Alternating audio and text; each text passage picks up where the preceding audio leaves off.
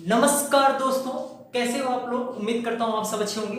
मैं Prince sir आपको इस YouTube चैनल पर सोशियोलॉजी सब्जेक्ट पढ़ा रहा हूँ। मेरा YouTube चैनल प्रिंस 21 पांडे और उसके साथ मेरा मोबाइल नंबर है 9807781640, जिस पे आपको सोशियोलॉजी से संबंधित एनी क्वेरीज हो आप इस नंबर पे कांटेक्ट कर सकते हो।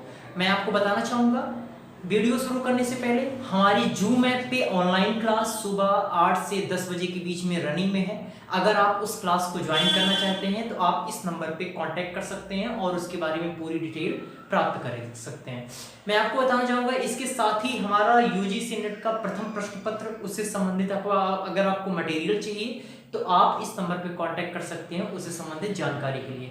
मैं आपको बताना चाहूँगा दिन में मैं आपको 2 वीडियो प्रोवाइड करता हूँ। वे 2 वीडियो जो आपकी सोशियोलॉजी की जूम ऐप पे ऑनलाइन क्लास हो चुकी होती है, उसी से रिलेट करके मैं क्वेश्चंस लेके आता हूं और उसकी कुछ संबंधित व्याख्याएं आपको प्रोवाइड करता हूं।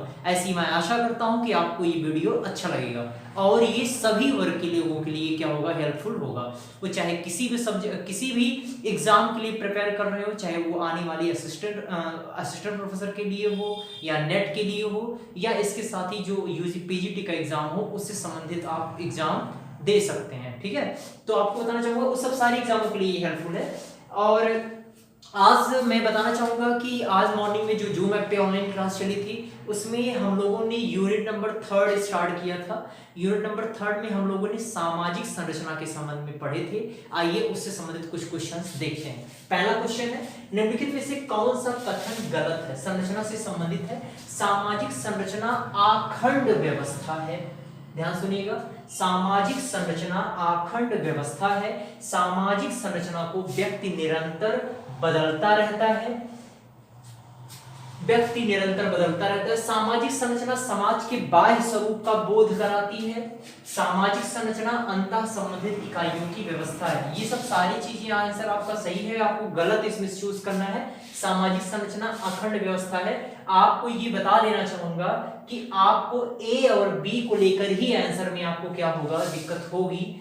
और इससे संबंधित मैं आपको ये भी बता देना चाहूंगा कि यहां पर जो व्यक्ति निरंतर बदलता रहता है, इसके संबंध में यहाँ पे व्यक्तियों की, जैसा कि आपको पता है कि अगर आप देखते हो कि मूर्त संदर्भ में अगर आप देखेंगे संरचना को, तो मूर्त के संदर्भ में जो संरचना को देखने का प्रयास किया है वो रेडक्लिफ ब्राउन महोदय थे।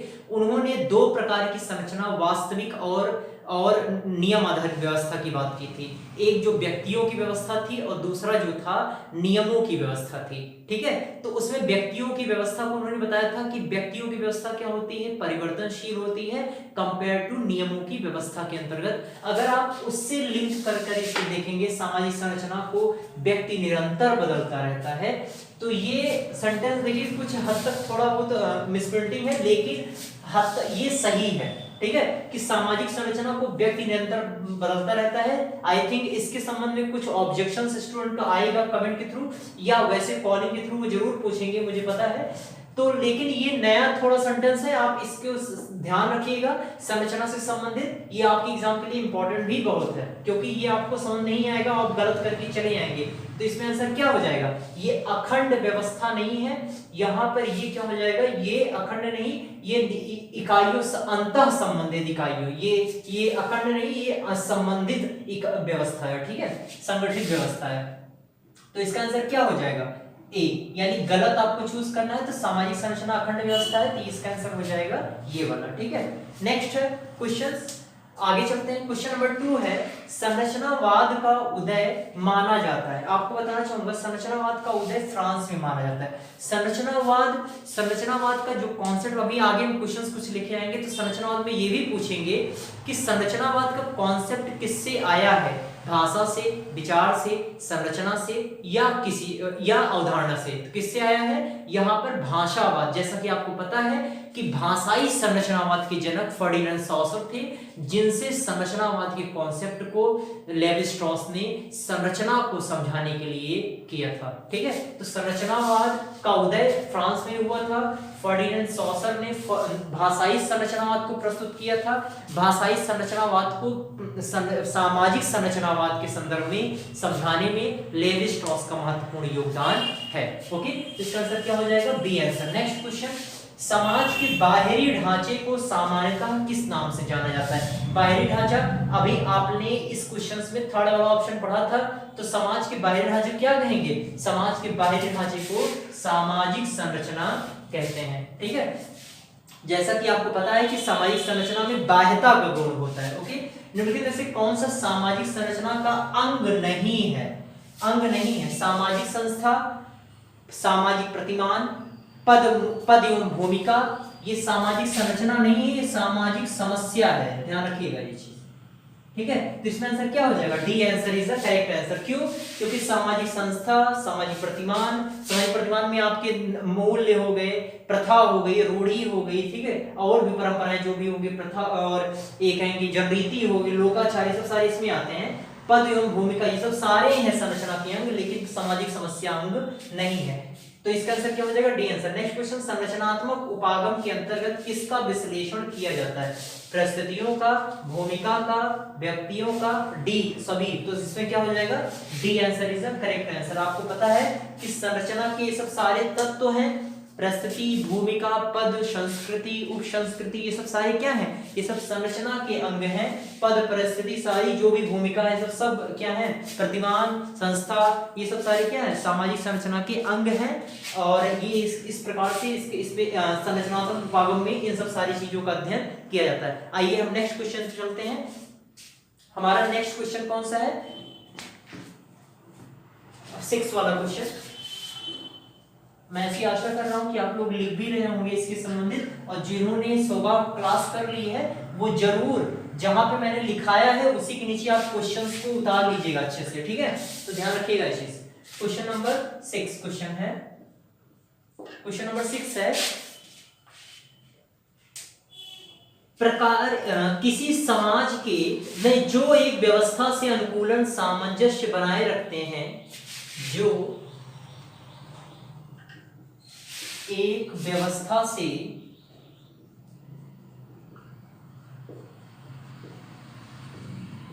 अनुकूलन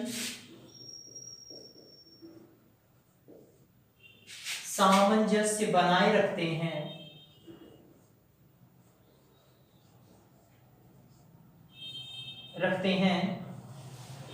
वे कहलाते हैं।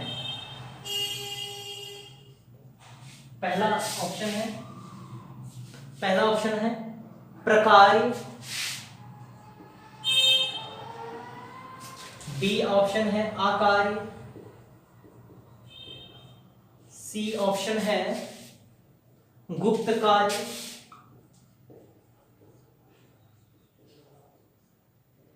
डी ऑप्शन है अंतर्निहित कार्य।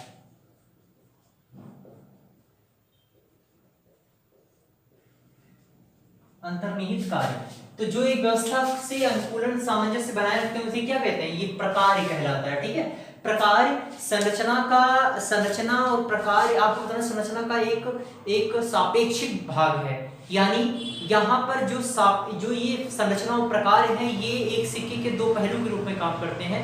अगर संरचना है तो उसका प्रकार्य अवश्य होगा। ठीक है, बगैर प्रकार्य के संरचना व्यवस्थित नहीं रह सकती है या लॉन्ग टर्म तक उसका अस्तित्व नहीं रह सकता है। ओके, तो क्वेश्चन है नेक्स्ट क्वेश्चन 7 क्वेश्चन है किसी समाज के अनुकूलन में सहायक प्रत्यक्ष परिणाम को क्या कहा जाता है?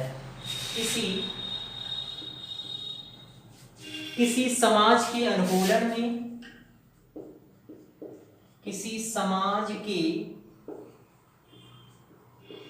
अनुकूलन में सहायक प्रत्यक्ष परिणाम को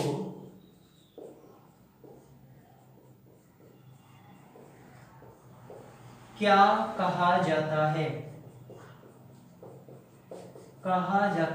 पहला ऑप्शन है प्रकार्यवाद,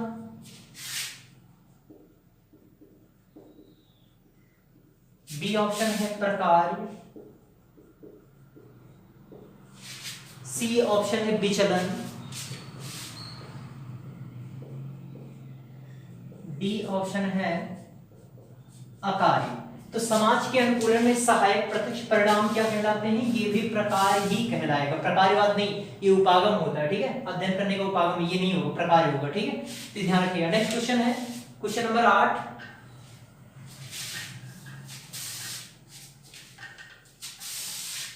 क्वेश्चन नंबर 8,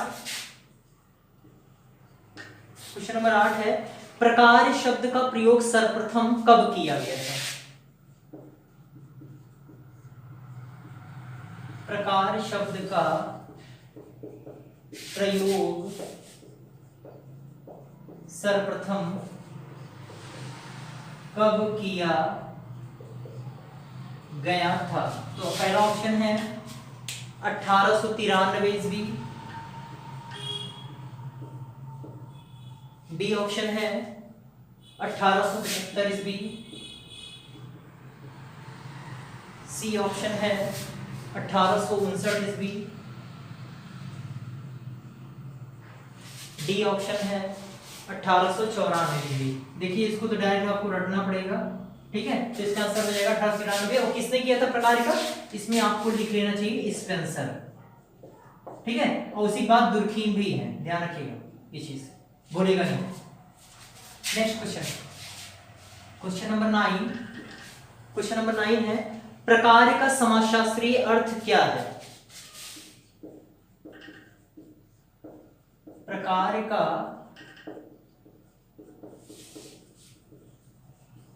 समाजशास्त्रीय अर्थ क्या है? पहला ऑप्शन है क्रिया, बी ऑप्शन है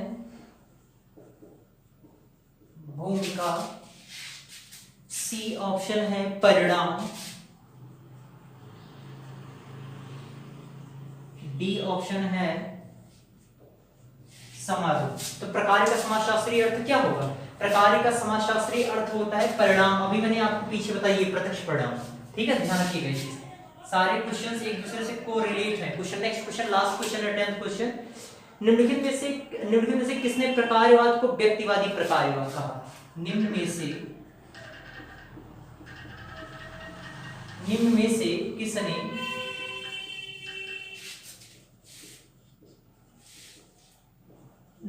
प्रकार को व्यक्तिवादी प्रकार कहा? तो पहला ऑप्शन है रेडक्लिफ ब्राउन,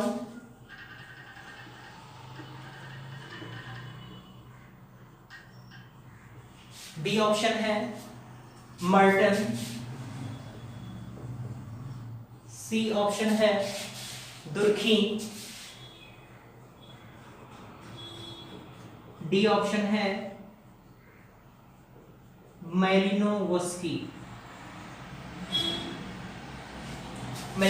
तो कौन प्रकार को व्यक्तिवादी प्रकार कहा जाता है? कहा है तो किसने कहा है व्यक्तिवादी प्रकार? ये कहा है मैलिनोवस्की ने। आपको बता देना चाहूंगा कि ये देखिए जो भी हमारे स्टूडेंट है जो पढ़ चुके हैं क्लास, वो अच्छी तरीके जानते हैं। लोगों को कंफ्यूज होता है संरचना और प्रकार को लेकर। संरचना और प्रकार को लेकर कंपेयर करना रेडक्लिफ ब्राउन और मैलिनोवस्की को। मैं आपको बता देना चाहूंगा एक लाइन में, ज्यादा कंफ्यूज मत होइएगा।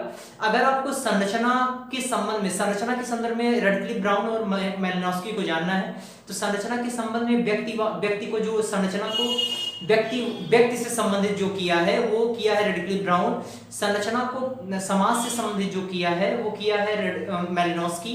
अब आते हैं हम लोग प्रकार के संबंध में। अभी हम लोगों ने संरचना के संबंध में समझा, अब प्रकार के संबंध में व्यक्ति का प्रयोग मैलिनोवस्की। अब उसी का उल्टा हो जाएगा, प्रकार के संबंध में समाज का संबंध किसने दिया है? Radcliffe brown. ओके, अब और अधिक जानकारी के लिए आप क्लास के लिए कर सकते हो, या और जानकारी के लिए आप इस नंबर पे कांटेक्ट कर सकते हो।